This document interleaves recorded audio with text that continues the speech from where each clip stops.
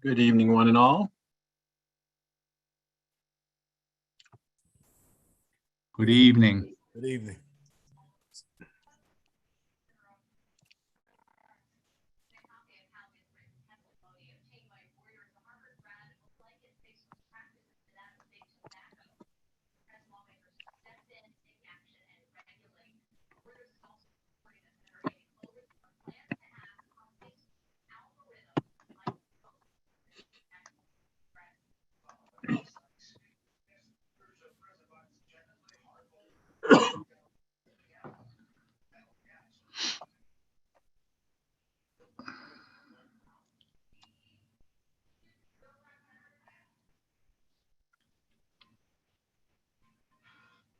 We'll get started here in just a second.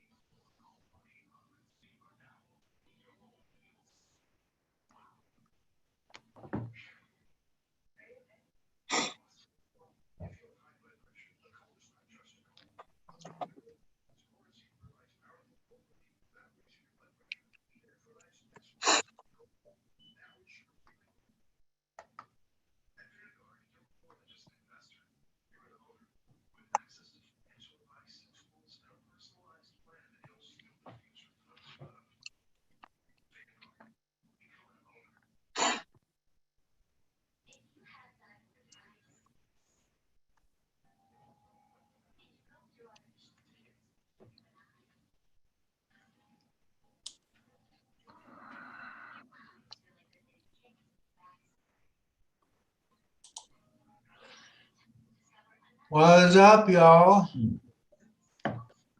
We are just getting ready to have a special. Good old time.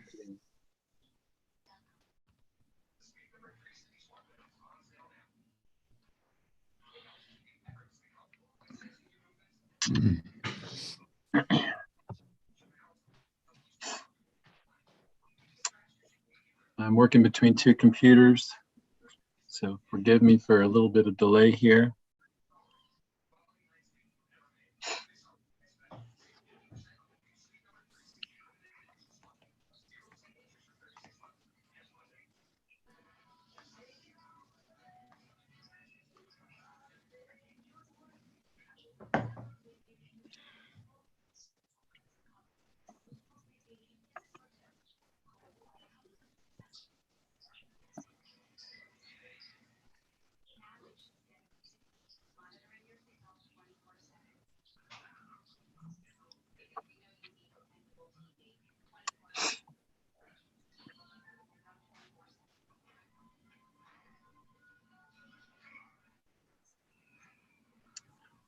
John Toohey, if you're there, I just emailed you about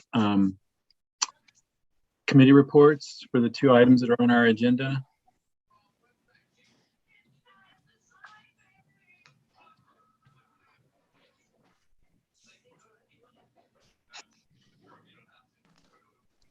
And if you're not there, I just emailed you a question about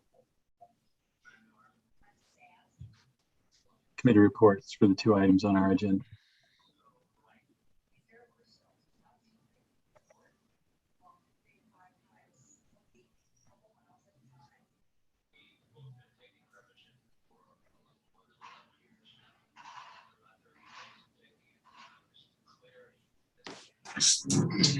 All right.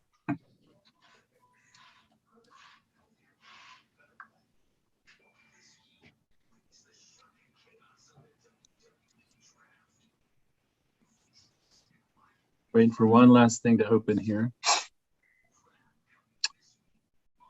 Here we go. So Alyssa, I think you've got the live stream going and the recording going already.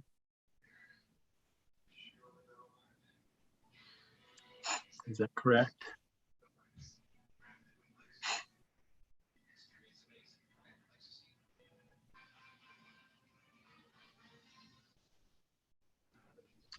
Alyssa, are you there?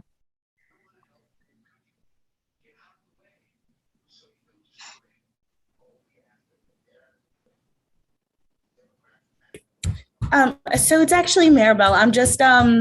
I'm one of her other clerks, but Yeah. yeah, it's on and ready to go. Okay, great. Yes. Thank you. In that case, we will begin the meeting. So thank you for joining the City of Kingston's Common Council at our Finance Committee meeting. Today is October 4th, 2021. This is a special meeting. Before we begin, we would like to go over a few guidelines to help us navigate the system as efficiently and respectfully as possible. We ask that members of the public and press remain muted and off camera for the length of the meeting. The moderator for tonight is City Clerk Elissa Tente's stand-in, and she reserves the right to mute anyone who unmutes themselves. Council members and city staff will control their own mute buttons. Good practice would be to mute yourself if you are not speaking to avoid background noise and feedback. If a council member or staff wishes to speak, they will raise their hands. I will call on members by stating their name clearly for our audio listeners. All of our meetings are recorded. This one is already being recorded. Both video and written transcriptions will be made available to the public on the city's website. Although we will not have public speaking tonight, as this is a committee meeting, you can sign up to speak at our monthly council meetings. Next one is tomorrow night. Please email Elissa Tente to sign up by noon the day of the meeting. That would be noon tomorrow, Tuesday, October 5th. Or you can submit written comment for the record by the same deadline. The email address is emtinti, EMTINTI, at kingston-ny.gov. You can also drop comments off at the drop box located outside the side door of City Hall. We also encourage you to reach out to committee chairs or your ward's representative at any time. Clerk Elissa Tente's helpful staff is the moderator for today's meeting. She has the right to lock and pause the meeting to eject anyone who has behaved inappropriately. Lastly, at tonight's meeting, we have in attendance myself, Renee Scott Childress, Chair of the Finance Committee. We have Steve Shabbat, Michelle Hirsch, Tony Davis, Don Tollerman, all members of the Common Council. We also have in attendance Mayor Steve Noble, our Comptroller, John Toohey, our Corporation Counsel, Kevin Bryant. So with that said, we will get started. Thank you for your patience during these difficult times, and on behalf of the Common Council, I wish you and your family good health. I now call this meeting to order at 6:39 p.m. There are two items that I have on the agenda for this evening. The first one is the traffic safety campaign. This item was voted down at a previous Common Council meeting by a vote of 5 against and 4 in favor. Alderman Tony Davis has asked that it be reconsidered, and so we now have it back before us. And the amount at that time was $35,000 to be transferred. Tony, do you want to give us a reason for asking to bring this back before the Common Council? Yes, Tony Davis here, Alderman Ward 6. I've had a chance to think about this and get some more information, and speaking to the mayor's office a couple weeks ago, I believe it was. And so I've gained some additional information, and I feel that what's going on here and with the new road patterns, that it might be something that we might want to rethink and, and see if we can go in the right direction and providing safety for everybody on the roads.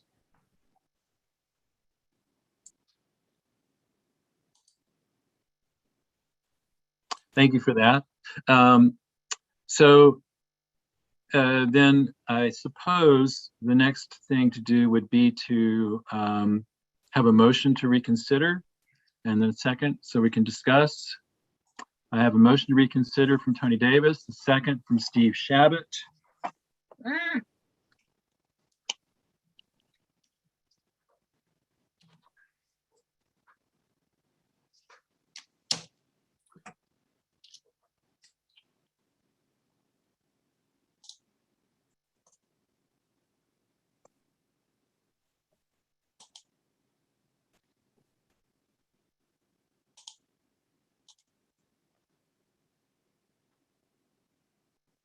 What happened to Rennie?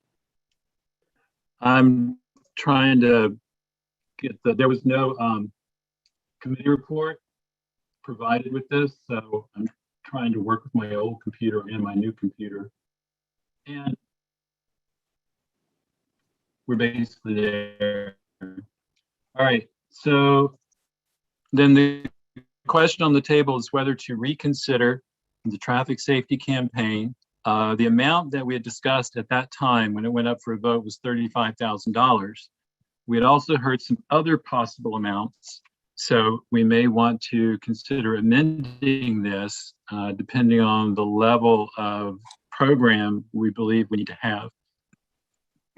I have also been talking to a fair number of people, a lot of folks around town. We've had a number of incidents here in 3rd Ward. And I think what we're seeing is that there's a lot of change throughout Kingston. So we had switched, remember, I guess it's close to a year ago now, we had removed 10 traffic lights and replaced them with stop signs. We've seen a lot of great development here. We've seen the opening of the roundabout. We've seen the opening of Broadway. We saw the redesign of Greenkill. We've seen the redesign of Hurley. And I think too that there's, we're in a COVID crisis still, and a lot of folks are not back to normal. I think all of these things then suggest the wisdom of Alderman Davis's decision to re-look at this legislation. What opinions do other folks have? Tony Davis. Tony Davis here. But yes, again, I've had a conversation and with people out in the public as well as the mayor, and gotten some information on and what we're trying to look at in regard to this price tag, and putting some message on radio, newspapers, flyers, and there's been discussion maybe possibly direct mail like we did for the recycle and containers, and also as well as using Facebook. And so, thinking all that, and again, that was 35,000 originally talked about for the consultants. And I would suggest, I would throw it out there. I'm not sure if this is the right time to do it, but add an additional 7,000 on there, which would be the cost for the mailing of the posters if we're going to do direct mailing. And that's what it costs us. It cost us last time to send out. And with the education of the recyclables. And so, and I'd be looking at proposing $42,000 for this, and again $35,000 for the consultant, and who would be able to get up, they would be able to generate some messages and stuff at another 7,000, because it's going to cost us about that if we decide we're going to send out some kind of mailer to all the households in the city of Kingston. All right. So that would be then in the form of an amendment to change the number.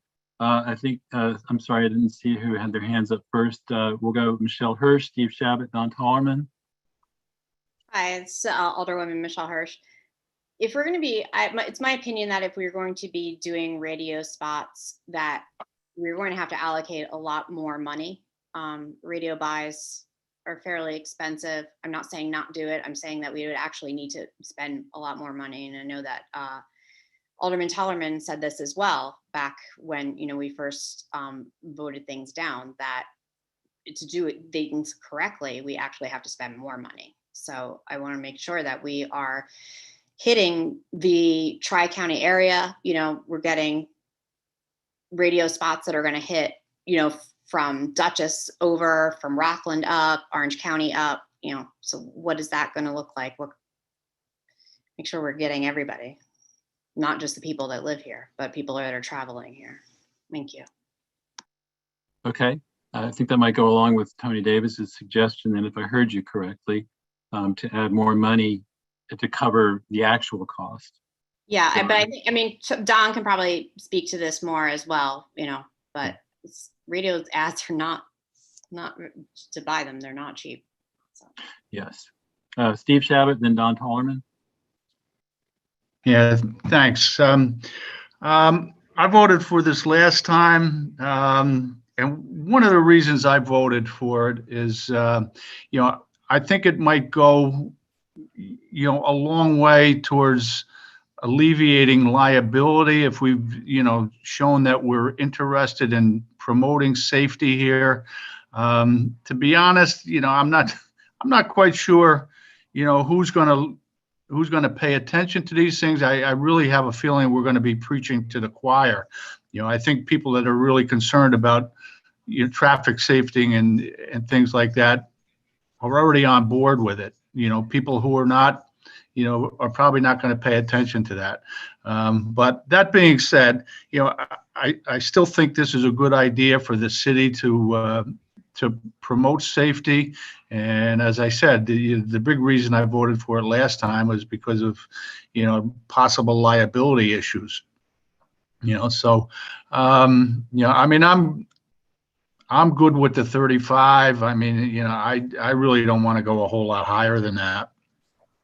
So I'm willing to listen to, some, but, I don't want to go a lot higher than that. I think that's sufficient.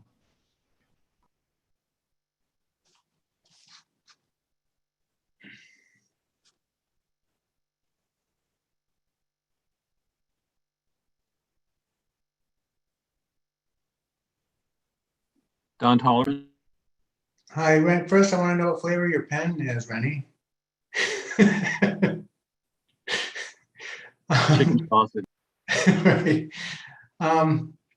Okay, so things have changed since we talked about this before, because in terms of messaging, right? Because before there was going to be a traffic circle, and it was a little bit more complicated than the typical traffic circle, so there needed to be some education. But now everyone's been through it 50 or 100 times, and so it's a little different. There's another piece to this, which is the biker education, because it seems to me that people on bikes need to have a good idea about how to use the traffic circle almost as much or maybe more than the drivers. I think what I'm trying to say is I think that the strategy has changed. And, Steve's like, well, Steve is wondering, and I hear you, Steve. What are people really going to pay attention? What are we going to say to our citizens? Oh, there's a new traffic circle. Yield or beware. I mean, right? What we need more actionable messaging, and I think that has to do with how to navigate it on a bike and how to give way. So that's. Obviously, I'm in favor of this, and I do think that we do need to spend more than $35,000, only because if you're going to do something, you should do it right, and that a big chunk of this is going to go to a consultant that's going to be creating the communications pieces. It's going to go to, if we're going to do a mailer, it's going to be for paying for the printing and the postage, which will leave very little amount of money for actual communication. So.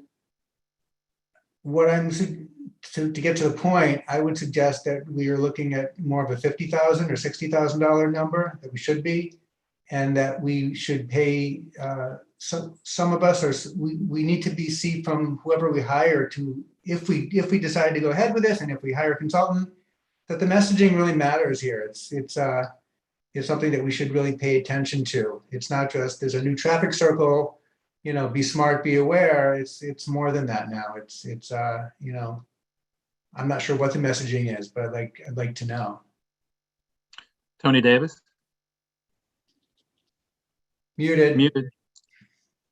Don, were you done, Alderman Tollerman? Thanks, Tony.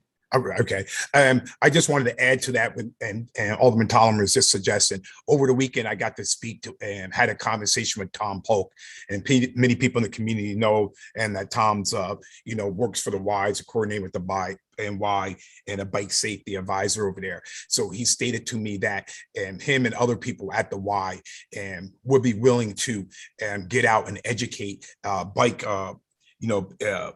bike riding safety and to the people in the community who want that. And he stated that, you know, they could just reach out to him through the YMCA if they wanted to, you know, people are riding bikes and you're not sure about how to ride on this new bike lanes and stuff like that, that he would be willing to set something up and to get bike riders out there and educate them and on, you know, and safety on the roads. So he wanted me to make sure, and I told him I would mention that as well. Great, thank you for doing that, Tony. Don Tollerman? Just wanted to add on quickly. A big part of this is the bike lanes that are not open yet. So that, you know, and I know that's because there's delay in materials, but the bike lane goes in tight. The bike lanes are going to have lights and signals, and that could be a big part of this. You know, like, I don't know when that's going to roll out, but if it's going to roll out November 1st or December 1st, a lot of this communication could be around that. Yes. Unfortunately, I couldn't find in these materials the different levels of cost from the different responders to the RFP. So I believe one of them was around $45,000, one that Kristen thought would be suitable and would be able to handle all of these different things that we're talking about. I think the one that was really comprehensive was in the low 70,000s. You know, my sense is that, I don't know about you all, but I've been hearing about traffic issues all around Ward 3. We've had a series of crashes here on Washington Avenue. We've had a lot of problem with finding a consistent crossing guard at Washington and Marius to get kids across the street to George Washington. I've heard lots of complaints from people who seem to feel like drivers are more erratic now. You know, I don't have data to back that up, but I'm hearing lots and lots of people who have deep concerns. And we're going through a major change with all of these new additions and renovations. So I think that we definitely need a traffic safety campaign of some sort. And the thing to do is to, you know, make sure we hire the best consultant for that. And I think that would be up to the grants department to hire that consultant. So I think then our task here is twofold. One is, if we want to pass the legislation as it was, we can take a vote on that right now, which would be at the $35,000 level. I've heard several people suggest we should have a higher level, a higher amount of money, and that would require, I'm pretty sure, an amendment. It wouldn't hurt us to do it anyway. So will somebody make a motion for a specific amount of money to increase this to? Tony Davis? As I stated earlier, and I would make a motion and to have to increase that amount to around $45,000, and that would again and have enough and 35 for the consultant, and that we originally had been discussing, and to brand or get this start doing the message, but also another $7,000 to $10,000 and for the you know, the mailers, the flyers that we'd be able to send out, and in regard to all the homes here, because we have to hit the homes. I mean, everybody doesn't go on Facebook. Everybody doesn't listen to a particular radio station. You know, everybody doesn't, you know, we like to, but everybody doesn't get to buy the paper anymore. And so I think we have to do something like we did, again, as I mentioned before, and with the flyer for the refuge that is going to go out to every household. And so everybody's going to get an opportunity to receive this messaging, and regardless if they ride bikes or not. And so, and that is my proposal. And so even though I said 42, I'd be willing to go up to 3,000 more and make it even $45,000, and that way, and get this rolling. All right, so we have a motion on the floor for $45,000 to increase the amount to $45,000. Is there a second? Don Tollerman has a second. Discussion?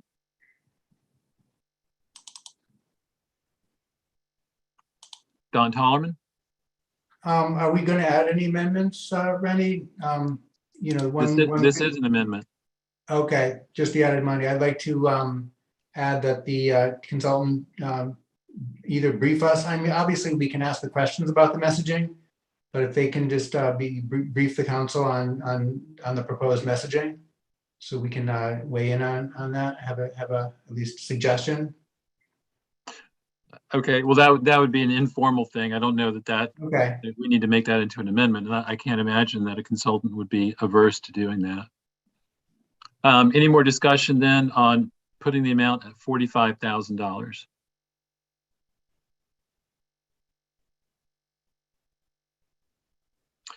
If there's no more discussion, then I will call for the vote. All in favor of amending this piece of legislation to change the number to $45,000 from contingency, say yes. I see 5 yeses, all against.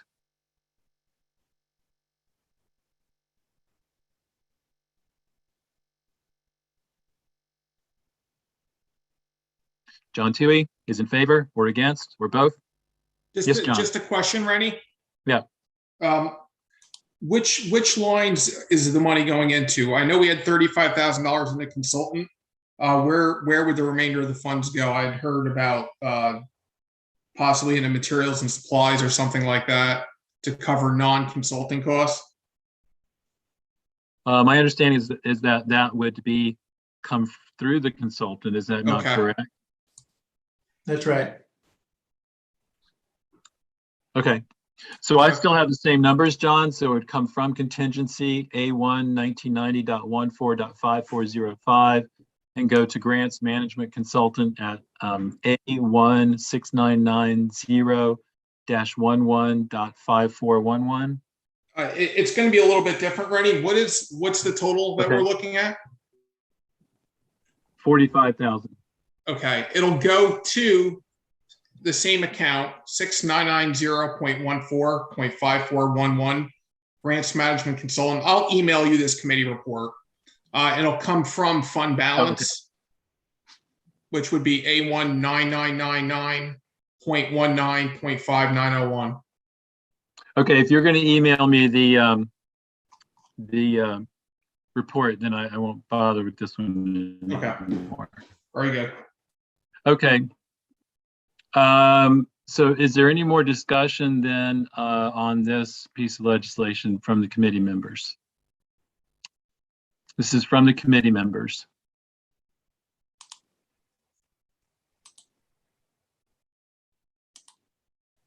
Patrick, you want to speak to the legislation then?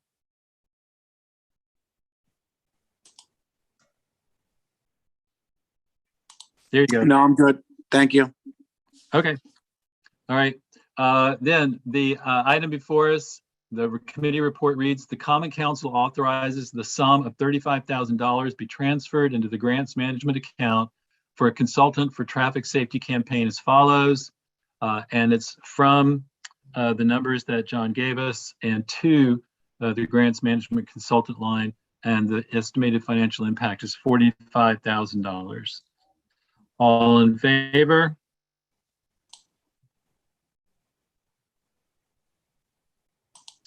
I'm calling for the vote, so all in favor? All opposed? All right, it passes unanimously. Great, thank you for that. Now we will move on to the next item on the agenda, which is the newly negotiated contract with our firemen's union. I believe Mayor Noble is here to give us an overview of this important piece of legislation. Welcome, Mayor Noble. Yep, thank you, Chairman Scott Childress. Thank you, everybody, for the opportunity to talk to you about this evening. I know it was very short notice. We were very happy to be able to come to a decision and kind of that ended with this MOA with our local here in Kingston. I want to just start by saying that this negotiation has happened over about a year and a half. We started just before the pandemic with Local 461. And then during the pandemic, we all, basically put this on hold as we, struggled to deal with the effects of the pandemic, and our firefighters were out there on the front lines helping countless individuals here in Kingston, but this past summer, we were able to pick up the negotiation and feel as though we really have come to a very fair deal for both the membership of the KPFFA as well as our residents. In general, it's a 5-year contract. It covers the years of 2020 and 2021, as well as the next 3 years. And as I indicated with the attachment of the MOA, it's a 2.5% increase in 2020, a 2.5% increase in 2021, a 2.75% increase in 2022, a 2.75% increase in 2023, and a 2.5% increase in 2024. I think I said that all right. There will be a $50 increase proposed for each of the longevity steps. In terms of what the city was able to negotiate related to healthcare benefits, one of the I think biggest parts of this for the city and for our taxpayers is that for all new firefighters hired from beginning effective January 1st of 2022, new employees will be paying 15% for their healthcare, and you'll see the caps for the amount they pay up to is included. That's a marked departure from current employees that pay 10% in the current fire department employees, as well as many of our other unions. And so that was a good part of this agreement for the city of Kingston. And so we wanted to be able to, if possible, get this approved so that John and his staff will be able to begin work on this and be able to also make sure that, if possible, we'll be able to include these numbers in the 2022 budget so that it's all kind of prepared, for the future. And so that's the basic highlights of the contract MOA. And so I'm happy to answer any questions. John has also had a chance to review this, as has our labor union at Romer Wallens. And so at this point, we all have felt comfortable that this is a legal and fair deal. But I'm happy to answer any questions, as is John. Any questions for the mayor or the comptroller? Tony Davis? And not so much a question, but I just want to thank the mayor and the local 461, the Kingston Firefighter Association, and for good faith negotiation. And it appears that this is a good contract for both the city and the fire department. And so I want to commend you and the Kingston Firefighters president and Brian Cafaldo for sitting down and getting this and taking in this serious piece of legislation and negotiations done quickly and favorably for both sides. So thank you. Thank you, Alderman Davis. Anyone else? All right, then in that case, we'll entertain a motion to discuss. Tony Davis, and second by Michelle Hirsch. Any discussion?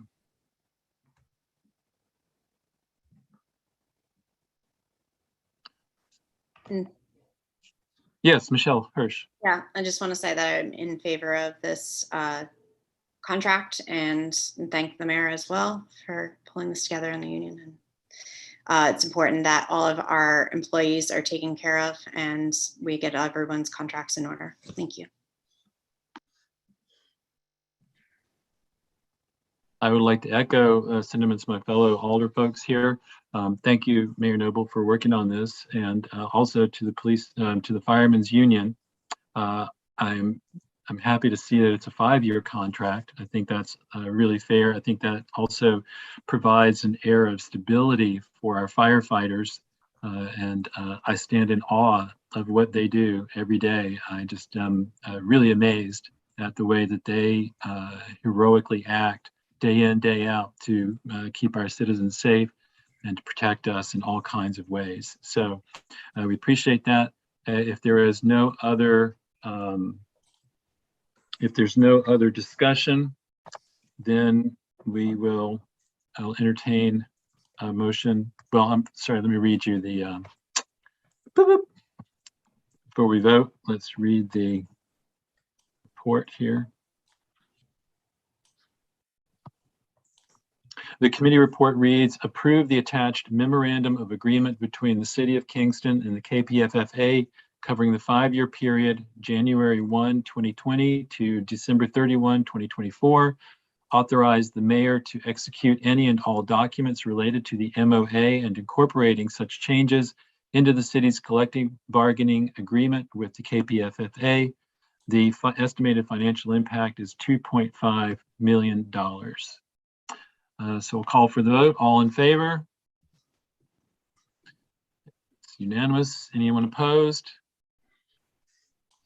We're good then. All right. Thank you very much, Mayor. We appreciate it. And Thank you, everybody. Enjoy the rest of the on the caucus. agenda for tomorrow. All right. Thank you.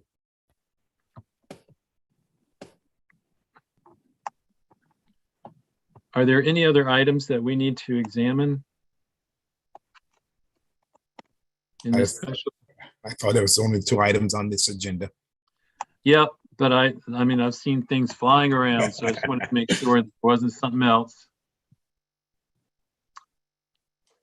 If that's the case, then we will call this meeting of the special meeting of the Finance Committee adjourned at 7:07 p.m. So I'm assuming that we're staying on this same recording for caucus, unless anybody heard something different. All right. I will, however, call for a 4-minute break. Okay. Those of us who've been sitting in this meeting, if we can take just 4 minutes, that means coming back at 12 minutes after 7, and we will then move on with the agenda for the caucus meeting. Okay? Okay. Thanks.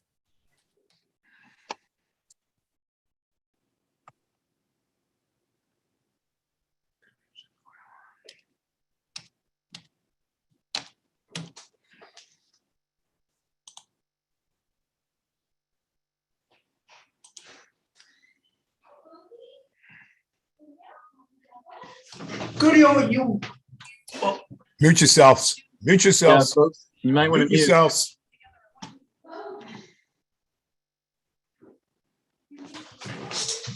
Goody, you won't believe what just happened.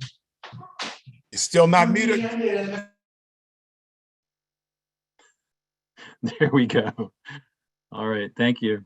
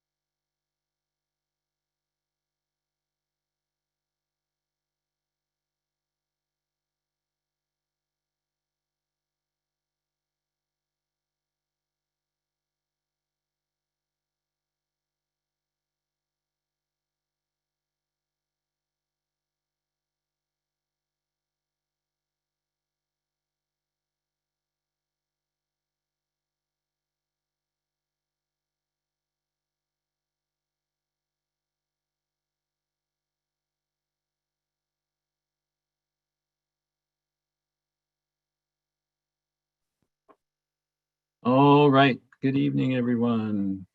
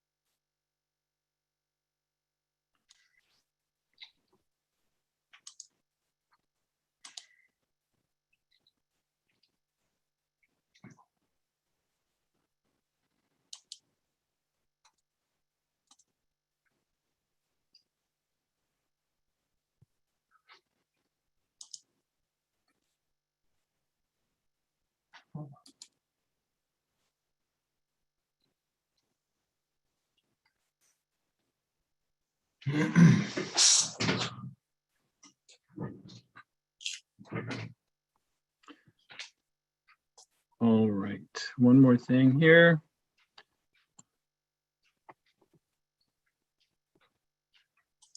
That doesn't seem complete.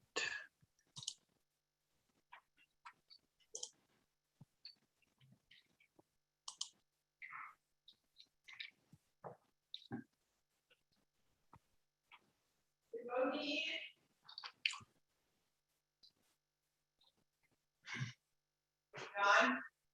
Wait, go. You're not muted, Don. hold on. No, All right. Good evening, everyone. Let me pull this other thing up. Okay, sorry about this.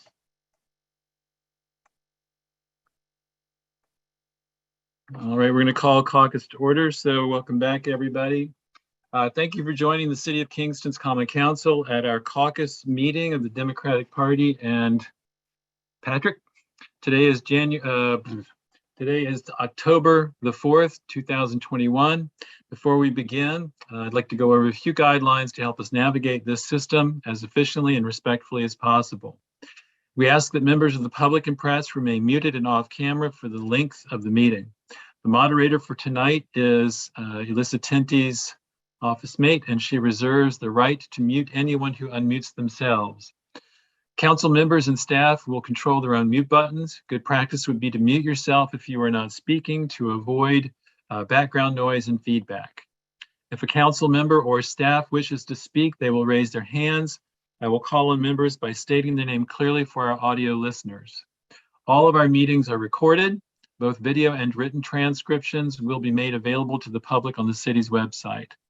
Although we will not have public speaking tonight, you can sign up to speak at our monthly council meetings, the next of which is tomorrow evening. Please email Elissa Tinty to sign up by noon tomorrow if you want to speak tomorrow night at our virtual meeting, or you can submit written comment for the record by the same deadline, tomorrow at noon. The email address is emtinti@kingston-gov.ny. You can also drop comments off at the drop box located outside the side door of City Hall.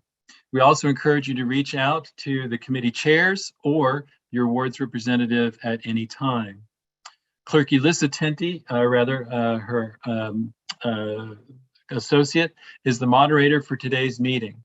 She has the right to lock and pause the meeting to eject anyone who has behaved inappropriately. Lastly, at tonight's meeting, we have in attendance, hi, I'm Rennie Scott Childress, Majority Leader of the Common Council. We also have members of the Common Council, Doug Coop.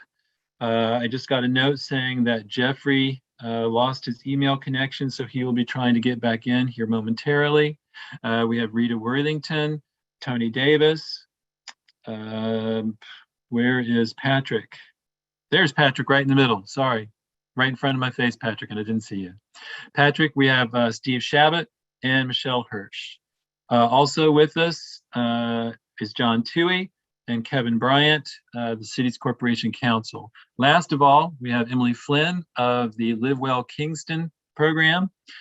She is here at the behest of Doug Coop, and we are glad to have her here to give us some updates, as Doug Coop wrote all of you would be happening tonight. So welcome, Emily. And Troy Ellen Dixon, are you presenting with Emily? Okay, great. So we also have Troy Ellen Dixon, who's one of the board members there. So great, welcome to both of you. Thank you so much for having us. Chairman Scott Childress, how much time would you like me to present for? No more than 7 years. That I can do. Well, give me a sense of, I would say between 5 and 10 minutes. Is that appropriate? Or? Sure, I have a lot of information. I'll try to go through it fast. May I share my screen? Yes, it's not up to me. It's up to, Maribel? I'm sorry. Her name is Maribel. Yes, Maribel, there's the name. Thank you. Sorry, Maribel. Yes, Maribel, if you're there, can you make it possible for Emily to share her screen? You might have to make me a co-host. Yes, I think that's usually what has to happen. Make Emily a co-host. And also, Maribel, if you could look out, because Jeffrey is trying to log back in. He may be coming in via telephone.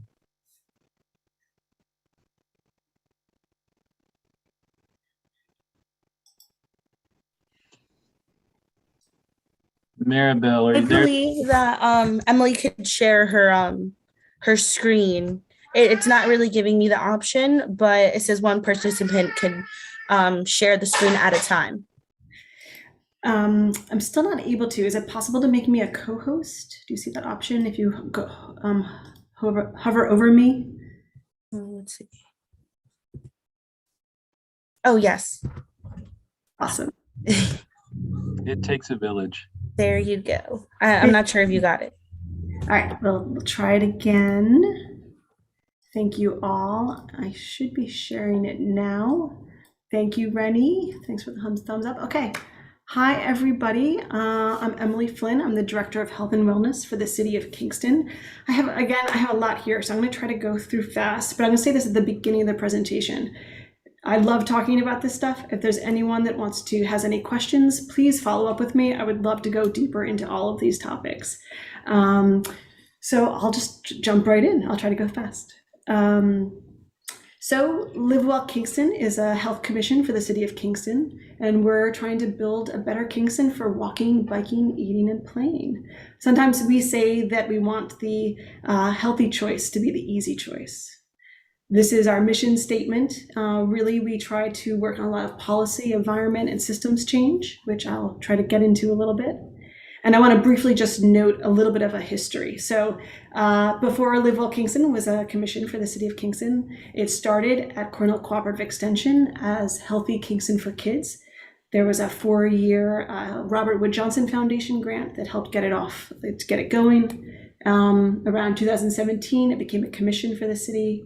Also that year, we received a Novo grant to hire a coordinator. That coordinator became myself. And I am the Director of Health and Wellness that does not just Live Well Kingston, but lots of other things as well, which I'll get to. I see Jeffrey's in the waiting room. I'm letting him in. All right, to keep going. I wanted to mention and just let you all know my wonderful commissioners, of which their images are on the screen now. Troy Ellen, who is joining us, is our chair. And she and the commission wanted to start a conversation with you all about the open meetings law. So I was gonna give the floor to Troy Ellen to speak for a few moments. If you don't mind, Troy Ellen, we are tight on time. So if you don't mind, if you're ready, I don't see your screen on. Would you like to say a few words, Troy Ellen, about this? Take your time. Don't bust your vocal cords going too fast here. We'd like to hear what you have to say. Okay, thanks. I believe my slide is towards the end, so why don't you continue? Sorry, I didn't advance. I put you up soon, so we'd have time. Oh, yeah. Okay. All right, then. Well, thank you, everybody, for inviting us. I'm here basically to talk about something that Live Well Kingston is exploring is some changes to the open meetings law, specifically as it relates to the fact that I think it was a 2-month period that we had to be in person, that commissioners who were not in person, like myself, and instead zooming in, we did not count towards the quorum unless we were willing to give the address of our location, which in my case is my home, so that anybody from the public would be able to attend the meeting at that location. And obviously that concerns me because, publishing a personal address exposes me to a vulnerability. I mean, people can find out where I live, but publishing a personal address, and again, not because I think that anybody would ring my doorbell, but it exposes me and other people like me to a vulnerability. So essentially, what we're trying to explore is whether, when we go back to in-person meetings at whatever point, if, for example, the commission meeting is being held at the Kingston City Hall, which is accessible to the public, is there a way that people like me, and there are other members, because for that 2-month period, we didn't have a quorum, so we weren't able to do any official business. But if there's a way that people like me would be able to be there and count towards the quorum, even though we're not physically in the room. I think the City Hall location does provide accessibility to the public according to the following requirements, and I'm going to read it to get it right. It is essential that public business be performed in an open and public manner, and that the citizens be fully aware of and able to observe the performance of public officials. Additionally, citizens have the right to attend and listen to the deliberations and decisions that go into the making of public policy. Adding on to that, I think that remote participation, not by the constituents, but by the actual, members of the body, provides expanded access for people with a disability to serve as a member of the public body. And it also, providing remote capability, expands access to meetings for people with disabilities who do not have access to transportation and or during inclement weather. So we're exploring the ways in which we can advance consideration of this. The easiest way, of course, which is obviously not always the best way, but the easiest way to my mind would be to let, I think it's 417. I have to look at I apologize. Chapter 417, which is the law that Governor Hochul signed at the beginning of September. But I'm sure there are other ways. And I guess, we're bringing it obviously to the Common Council, to the attention, because if this law was statewide, it would affect more than just the Live Well Commission, obviously. And also to ask if you have any thoughts on how we can address this, or whether you think it's a good idea or what have you. Thank you. Thank you, Troy Ellen. If you all don't mind, I'm going to go through my presentation, and then hopefully we'll have a few minutes for some questions or comments. If that's all right, I'm going to keep on going. So thank you for listening to that discussion that we wanted to bring up with you at this time. I'm trying to advance my slide. All right. So getting back to Live Well Kingston land, as sort of an indication of that last topic of conversation, health is very broad. It really can cover a lot of things. So one way that we at Live Well have decided to conquer that is to divide it up. So we have, at the time right now, we have 6 focus teams looking at health in different ways. And we look at the social determinants of health.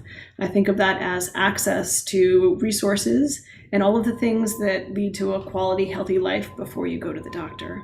I'm going to go quickly through them and kind of bring you up to date what's been going on. So Age Well looks at our elders and how to provide them with full lives. So a lot of our work is kind of pre-COVID and post-COVID. And so right now you're looking at photos of some work that we did pre-COVID. On the left-hand side is the Settled and Serving in Place senior group. They would meet, and I think they're still trying to, at the diner by the traffic circle every Monday at 9:30 a.m. And on the right is I always get confused because it's seniors. It's seniors and senior students. So it was called the Cyber Seniors Program, and we would match up students from Kingston High School with seniors at Yasmin Towers and Governor Clinton, and they had a curriculum to teach them how to use computers. This was the Cyber Seniors Program. So this was pre-COVID. During COVID, we've been talking a lot about access to the vaccines and support to seniors who've been isolated during this time. Probably the most well-known of Age Well and Play Well, they collaborated in 2019 to create a chess playground. We got a grant from AARP, and we installed 2 chess tables down at TR Gallo Park where the gazebo used to be. And so that was a great project that Age Well and Play Well did. Play Well, of course, has done some other things. Play Well looks at our parks and public spaces. Pre-COVID, we would do a day of play. We'd partner with the YMCA and Parks and Recreation Department to give some of the kids a day of play. It was a lot of fun. During COVID, of course, we had to modify it. We did a Chalk the Walk event in 2020. And this was great. We asked different organizations to decorate their sidewalks to activate play for all. Eat Well looks at the food access in our community. This is some photos of our our farm to school meeting, which kicked off the Ulster County School Farm to School Working Group. So this was a presentation that we did specifically for Eat Well, which blossomed a whole other kind of collaboration. Eat Well is a networking group. We bring together a lot of people in the food system to work on food access. Speaking of food access, within Eat Well is our support of the Kingston Emergency Food Collaborative. Some of y'all might be familiar. During the COVID pause, the Kingston Emergency Food Collaborative very quickly responded to support with meals and groceries with our partners People's Place, Catholic Charities, and the Everett Hodge Community Center run by Family of Woodstock. That work still continues today. We still do meals and deliveries to people who self-identify that they need that help. And then the Kingston Emergency Food Collaborative has gone on to create a whole bunch of other working groups, and they're really trying to look at systems change for the food system. They really feel that if anyone is hungry, it's still an emergency, and there's still a lot of work going on there. And that's part of under my umbrella of Eat Well.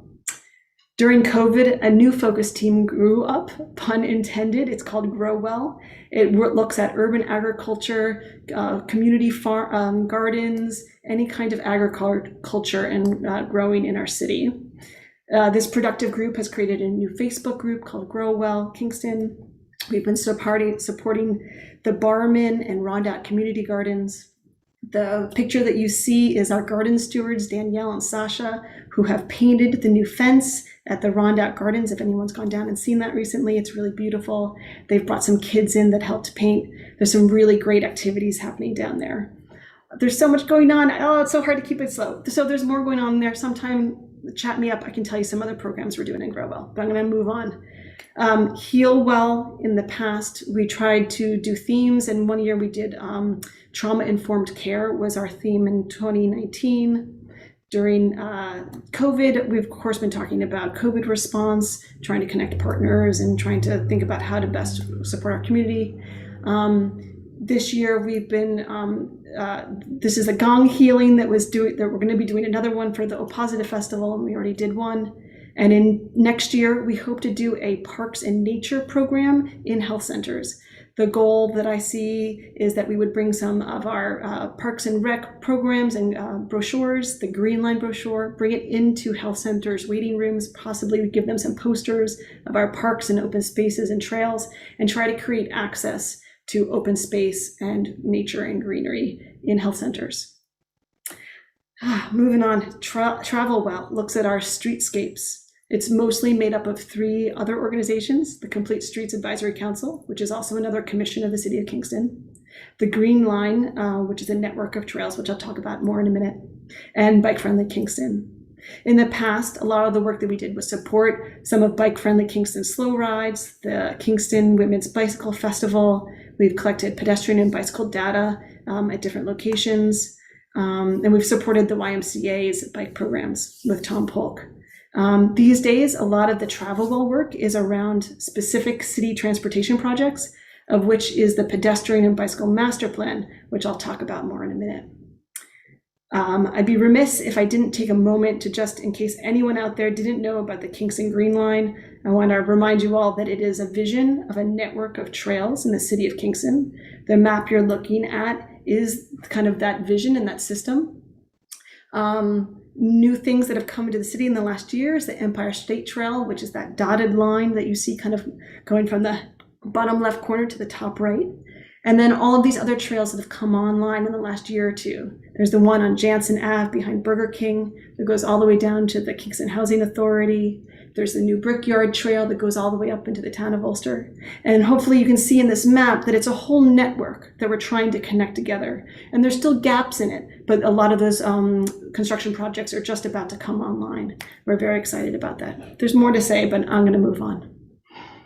Which brings me to the Bicycle and Pedestrian Master Plan. So this is a grant project that we received DEC funding in 2019 of $60,000. It has a 50% match, and that match cost of $60,000 will be a lot of my staff time and a few other staff people's time and some volunteer time.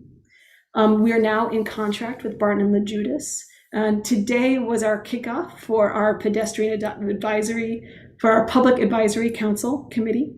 So I'm very excited to have that be happening. Along with our public outreach plan is a crowdsourcing app that we'll be asking everyone here to send out into the world to try to get as much feedback from the community as possible for this plan. And then I just want to give the Common Council a heads up that a year from now, we hope to have a draft plan to present to you all and get your feedback on. There's more there, but I'm going to move on. Let's see, I might get my slide to move. The second wrong way. Sorry about that. The second grant project, and I'm almost done, that I really wanted to make sure to mention to you all tonight, is our Creating Healthy Schools and Communities grant project. This is fully funded by the State Department of Health. It's $1.5 million for 5 years. With this grant, we'll be hiring a full-time person to manage the grant, so my department will be growing. The goals of the grant is physical activity and nutrition in kind of 3 different locations. So the first location is the community, and that's going to be all through my department. So physical activity support within that is the goal of the grant is to connect everyday destinations to encourage walking and biking. So one way to do that is we hope to pay for a landscaping plan for Broadway and Grand. That's one of the goals that we're going to be able to do with this grant. The nutrition aspect will be some food service guidelines that we'll do in some different community locations, including Dietz Stadium. The 2 other locations for the physical activity and nutrition are in schools and in early childcare. In early childcare, we're going to subcontract to Family of Woodstock because they have the Child Care Council. And in schools, we're going to subcontract with Cornell Cooperative Extension, and they're going to start with working in George Washington Elementary School. It has very prescribed strategies. So it's kind of, they give us a manual for how this program will run. And we're just getting that kicked off. And if anyone's listening and is looking for a position, we just posted the job position on the civil service website on the city's webpage. And then that's pretty much it. Here's my contact information. Again, I would love to go in deeper on any one of these topics, but I want to thank Doug for inviting me and Troy Ellen to come tonight and tell you a little bit about what's going on in Live Well Kingston and the Health and Wellness Department. Thank you. So is that now your office, Emily? Am I in my office? No, that picture. The bike. That was a bike to work day. My daughter's in the back of it. Okay. Excellent. Any questions or comments? I'll just say as liaison to this, commission, it's very impressive, what Emily's leadership and really 8 very devoted commissioners, including Troy Ellen Dixon, is really one of the prime movers here. You can see they've really got a lot going on, and Rennie, I'd like to thank you for allowing us to bring this to the council. Thank you. And Emily, great job. Thank you. Yes, thank you both. Don Tollerman. Hi, thanks for the presentation, Emily. I have a question about your the Broadway and Grand, where you're think about landscaping. It seems to me that we have other ways to rate. That's a Steve, the mayor has talked about. Getting a design team to look at that whole intersection. Not sure that I'm just suggesting that maybe your money could be better spent elsewhere, that's something that seems to be more of a city purview rather than your group. But one suggestion, I don't know if you guys have thought about, the former Planet Wings post office site. There's a lot, the mayor has mentioned that we're going to be thinking about what to do there, and to me, that's something that actually could be, something that's fits within your mission, to do some ideation there, about, because it's really about community coming together and being together, and I think we need some really creative approaches to that. And just a suggestion that you may want to put some of your energy there. And maybe instead of landscaping. So just a thought. Sorry if I wasn't clear. So that's part of it. And I wasn't super clear. It's not for implementation, it's just for planning. So it would be where Planet Wings was and the other side. So it's kind of would be a planning for that whole section. But the use of it or the beautification of it? For a way to make it more attractive for people to walk and bike there. So landscaping. And amenities. It would be a plan for the use of the space. And how do we create it to be more accessible? How do we make it more interesting for walkers and bikers that traffic that intersection? Okay. Great. Other comments, questions?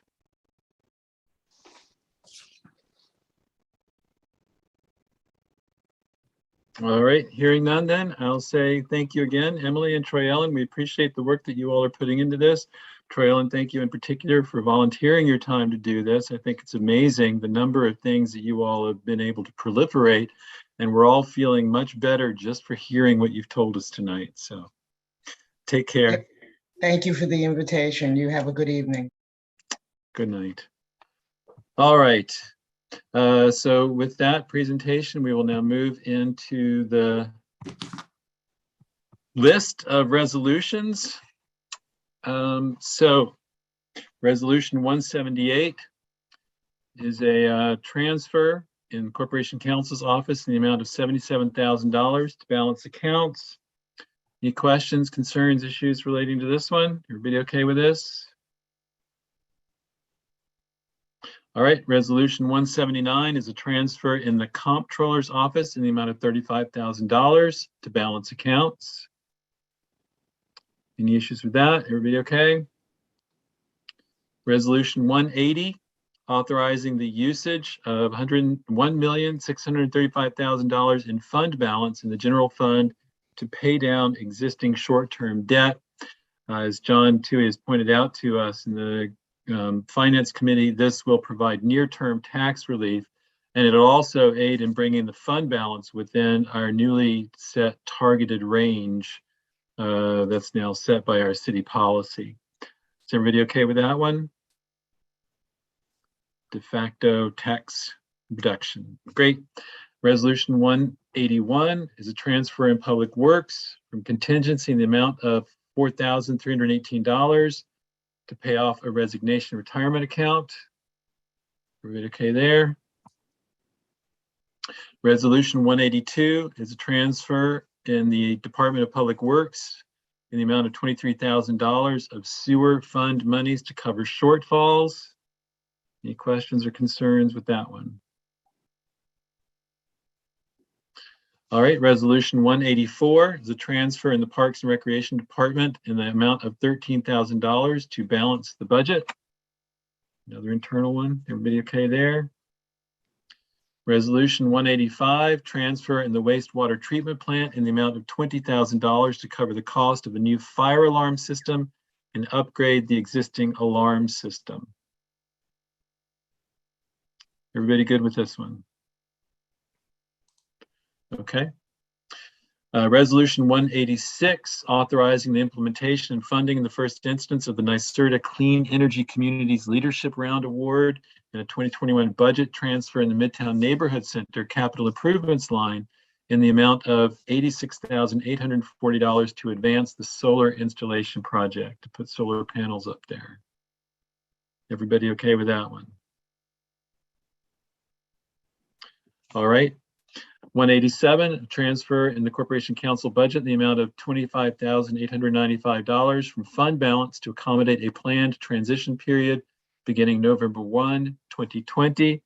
Everybody clear about this one? This is the idea that we want to hire a replacement Corporation Council with the impending moving on of Kevin Bryant and Dan Gartenstein, so that when this person takes over the office fully in January, that the new Corporation Council will already be running on the ground, not hit the ground running, but will already be there and getting on. Is everybody okay with that idea? Doug Coop? Has the identity of that person been established? No. Okay. That has not been made public yet, to my knowledge, or even private, to my knowledge. Patrick O'Reilly. But a person has been selected, identified. Yes. We know there is a person that will be the recipient of this resolution. Yes, my understanding is the person has already been contracted, but the name has not been made public yet because there is an election in November. So we won't know that until after the election, right? That's right. Mm-hmm. Okay. Patrick O'Reilly. It seems like a long time. Can you specify the time period that we're hiring this person before we before our council exits? 2 months. Yes. 2 months. Yeah. That seems like a long time. Anyway, we can do it for a month. I mean, that's 2/12.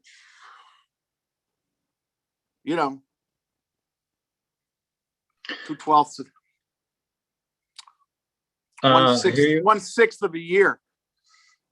Corporation Council presented to us and made the case that there are a lot of instances in front of us and that they felt that 2 months was the appropriate amount of time. So, I mean, if you want to call Corporation Council tomorrow and discuss it, that would probably be a good idea to get a better sense of, a clearer sense of why we need 2 months, why they need 2 months. That'd be fine. Yeah, I mean, who else? Most people in career changes don't get 2 months to gear up. The people we hire here as our lawyers, hopefully they're already understanding of the law, and they should be able to quickly take over these cases. 2 months seems excessive to me to have someone come in and take over that position. Most of the time the position is probably no time at all has been turned over. Now, I'm not saying that's healthy either, but I'm saying that a transition period is okay, but a 2 month transition period seems like they're overdoing it to me. All right. Any other opinions there? Any other discussion? Well, I would say that this is coming at a time when first of all, there's an awful lot on the plate of the Corporation Council, and it's coming time at the end of the year when there's other things going on too, budgets and so on and so forth, I just think we have to go with the corporate counsel's recommendation. I would have no basis for second guessing him on this. Mhm. I mean, I understand you, Patrick. Maybe it's too much. I don't know, but that's what they recommend. And, you know, I do know, and we all know that there's a lot of things going on, litigation and so forth, things that we can't talk about now. But, you know, I think we have to take his recommendation. I don't want to second guess him on this. Thank All you. right, Rita Worthington. Thank you, Doug. Thanks, Rennie. So I remember when Corp Counsel made the case, and I believe even the mayor actually spoke to us about it, or maybe to the finance committee about it. But will the common council learn who the identity of the person is at the same time that the public will learn? Is that the plan? You would have to ask the mayor. My understanding is that we would learn about it, hopefully, if not at the same time as the public, before the public. But he is not given a date in my hearing. I don't know if anybody else has heard a date. Okay, thanks. All right, we ready to move on? Okay, resolution 188, request for a reserved parking spot on Post Street. Tony Davis, this was your committee, I believe. Want to let us know what that was about?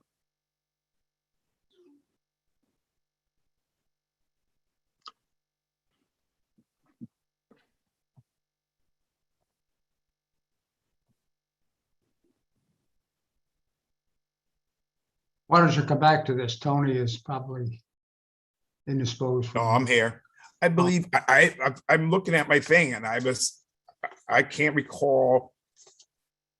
Steve Shabby, you would have to help me out on this one because I passed all my things on, but I thought Pole Street that we had, it was discussed that side of the street. So I'm not sure why this is in there. Maybe Steve can help me out here because it was requested by Steve.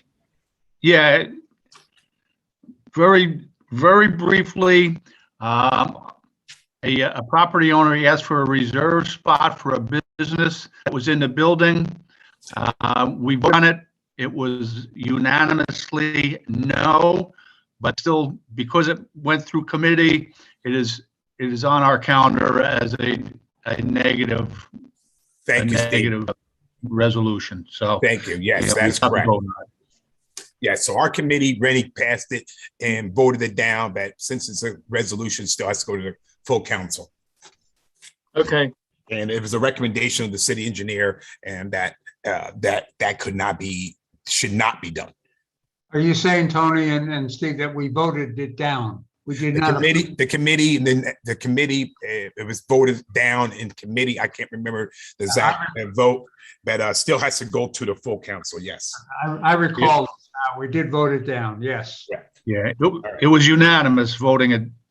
The no votes were unanimous. Okay. Thank you, Steve. Thank you for that clarification, Steve. Great. Thank you for that. Yes. So the next one, resolution 189, is amending the CDBG budget transfer from February 26th in the amount of $405,019. This is to create a capital account with the authorization to spend in the first instance that amount for park improvements, including but not limited Fox Park, Barman Park, Van Buren Street Park, AMNC, EHC, Kingston Point Park, and Block Park. And this is reimbursement from CDBG funds, so the financial impact will be nil.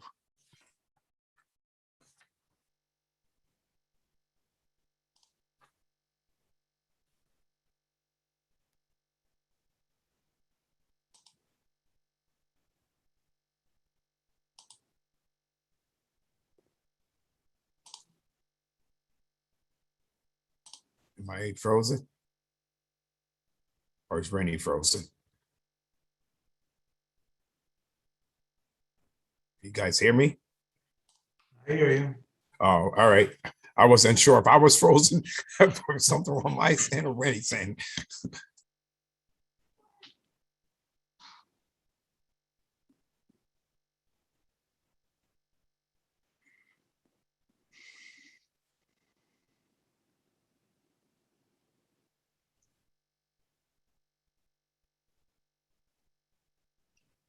My question. Sorry about that.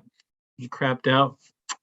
But we're back. You're back. So You're back. this is the Deed Stadium issue. Any discussion here? What's the issue? What is the purpose of the transfer? Refresh my memory. I'm on this committee, but I can't recall this one. For Deed Stadium? Yeah, but specifically, Steve Shabbat, you remember? Are you talking about Resolution 189, the parks money? Yeah, yeah. Yeah, it's a whole series of renovations to a bunch of different parks. Okay, yeah, okay, I got you. Yeah, and so it's no financial impact on that one. Okay. Yeah, just reimbursement. Okay, so the next several here are for the bonding for Deed Stadium. Discussion for that. Massive improvements there. Borrowing 13 million something dollars. Everybody okay with that? All right, 191 is the bond ordinance that will go with that.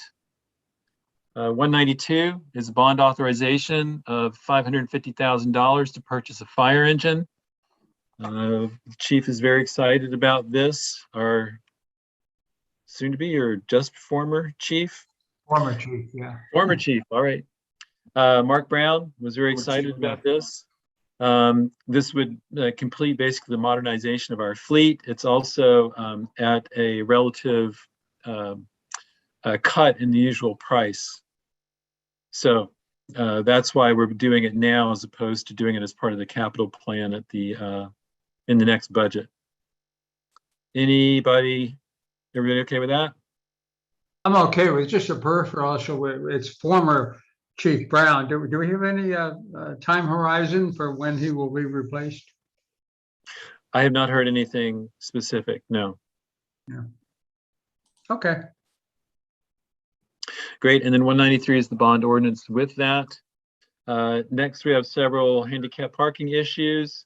I'm going to assume then everybody's okay with 194 through 195 without having to discuss each one. 199. I'm sorry, 199. Good. All right, resolution 200. This is amending section 39013, loading zone. Tony, can you remind us what this one is? I remind myself. Section is for me.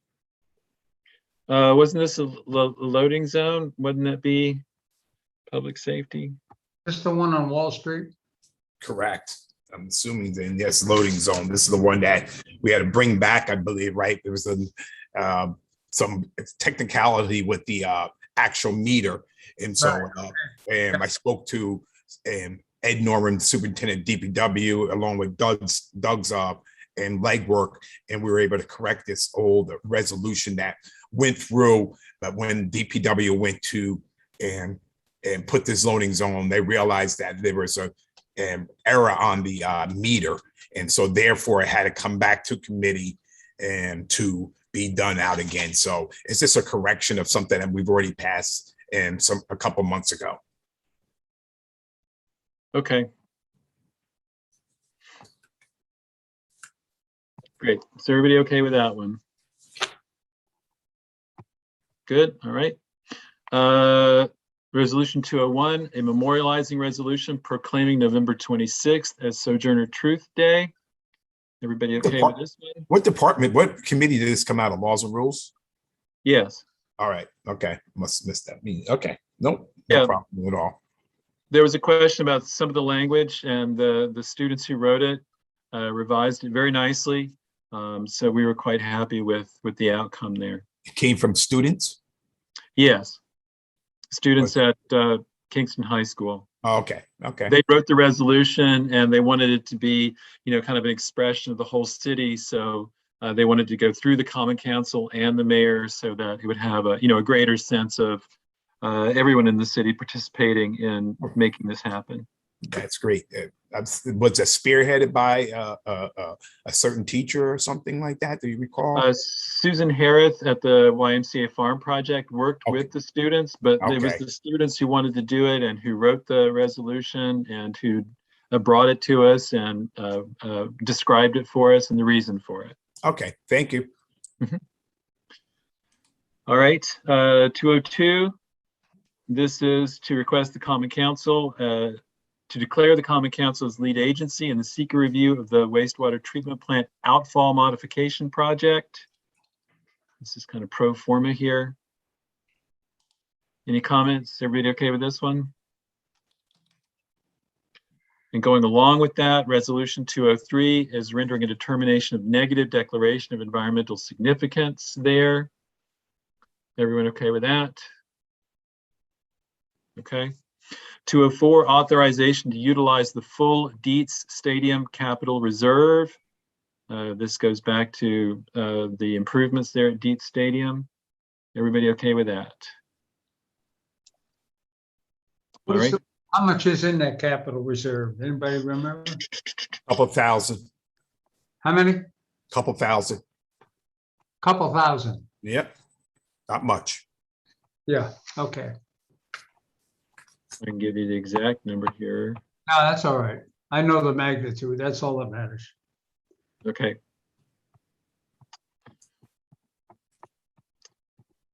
Then the next one is 205, adopting a bond ordinance of $9 million for wastewater treatment upgrades, capital improvement project. Again, this is one of those things that we don't really have a choice.